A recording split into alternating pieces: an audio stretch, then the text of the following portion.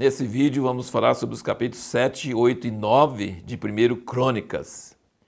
Tem vários temas que estão nesses capítulos, que você vai notar que há uma certa ênfase de quem editou, de quem escreveu, no caso a gente acha que é o sacerdote escriba Esdras, mas estão no meio dessas genealogias, mas também se percebe até nos dois livros de crônicas. Aliás, talvez o leitor não saiba, mas esses dois livros de crônicas no hebraico era um livro só. Foi separado nas nossas Bíblias, mas é um livro só no hebraico e nos livros antigos, manuscritos antigos. E um dos temas desse, ele gosta de falar sobre homens valentes. Você vai perceber que ele fala várias vezes ele fala assim que eram os homens valentes, tantos homens valentes. É um negócio assim impressionante. Ele gosta de falar sobre homens valentes no meio das genealogias aí. E outra coisa, por exemplo, só um exemplo disso, o capítulo 7, versículo 40, ele diz: todos esses foram filhos de Azer, chefe das casas paternas, homens escolhidos e valentes, chefes dos príncipes. Então ele usa muito isso. Capítulo 8, versículo 40, os filhos de Ulão foram homens heróis, valentes, flecheiros destros. Então assim, o autor, que eu creio que é Esdras, ele gosta de falar sobre homens valentes. Esse é um tema. E o outro tema, ele fala sobre chefes de casas paternas. Ele usa esse termo repetidas vezes. Essa frase você vai ver, nesses 3 capítulos, você vai ver demais e em outros lugares no livro também, das crônicas. Você vai ver várias vezes. Chefes das casas paternas. E aí nós vamos para a resposta da pergunta que nós fizemos no outro vídeo. Que ligação tem entre família e exército? Hoje em dia a gente não tem ligação nenhuma de família e exército. Exército é o contrário de família. Família é um pai, uma mãe, os filhos, um lugar acolhedor, um lugar de refrigério, um lugar de nutrição, um lugar de criar os filhos e amor e carinho e todas essas coisas. É coisa de família. Romance, né? E exército não. Exército é questão de comando, cadeia de comando, ordem, obediência, disciplina, dureza, todas essas coisas. Então, para nós, exército e família não tem nada a ver uma coisa com a outra. Mas a Bíblia não é assim. A Bíblia não tem esses dois termos divorciados. Lembra comigo, Israel era uma nação de escravos por 400 anos. 430 anos. É quase desde a época do Brasil, hoje até quando Pedro Álvares Cabral descobriu, um pouquinho menos, né? É muitos anos. Era só escravo, não tinha vida. Os filhos homens deles eram mortos pelo faraó. Que coisa terrível. E quando eles saíram do Egito, você pode ir lá em Êxodo, fala que eles saíram segundo as suas famílias, celebraram a Páscoa, né, com aquele cordeiro e tudo, por família, e saíram segundo os seus exércitos, segundo as suas famílias. E quando Deus ordenou para Moisés organizar as tribos ao redor do tabernáculo, era tudo por família. Quem mandava, quem era o tenente, quem era o capitão, era o avô, o pai, o tio.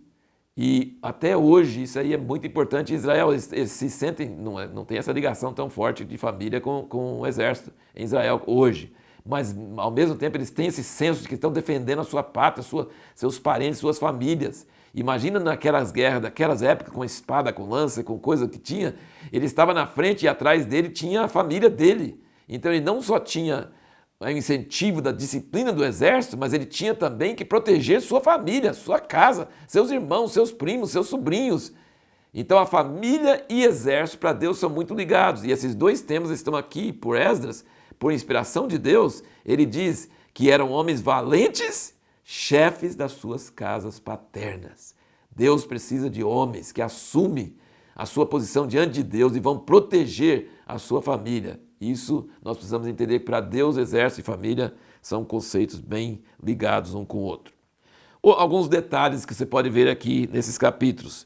No capítulo 8, de 33 a 40, você vai perceber que os filhos de Jonatas, que era o filho de Saul, que morreu com o pai dele, o filho dele era Mefibosete, e o Mefibosete tinha um filho, aqui não chama Mefibosete, chama Meribaal, mas é a mesma pessoa. O filho dele era Mica. E você vai descendo, você vai vendo que os tataranetos de Jonatas eram valentes, homens de guerra, valentes da tribo de Benjamim. Muito interessante notar isso.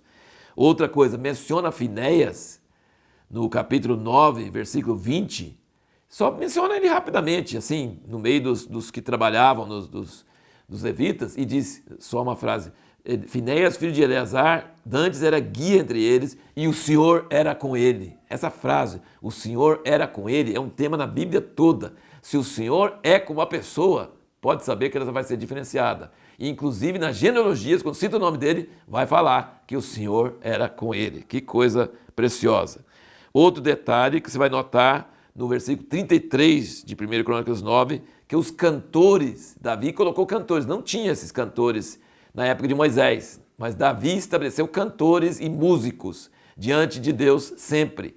Eles eram isentos de outros serviços. Os músicos todos que estão me ouvindo vão gostar disso, né? Você vai se dedicar só à música, só a compor canções, só a tocar para Deus. Ele diz aqui que os cantores levitas eram isentos de outros trabalhos, porque eles ministravam a Deus dia e noite. Eles não ficavam numa boa, deitado, tranquilo, de férias, não.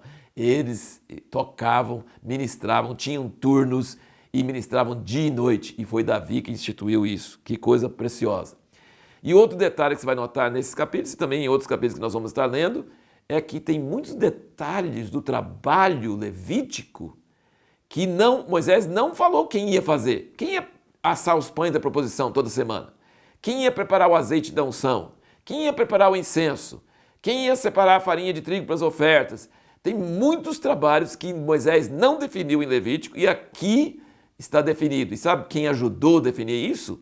Foi Davi e Samuel.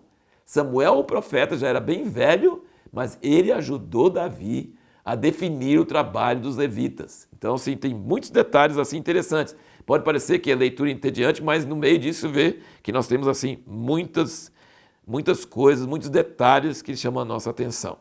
E a pergunta que nós vamos procurar responder no próximo vídeo é: numa grande batalha contra os inimigos de Deus, qual é a nossa responsabilidade e qual é a responsabilidade de Deus?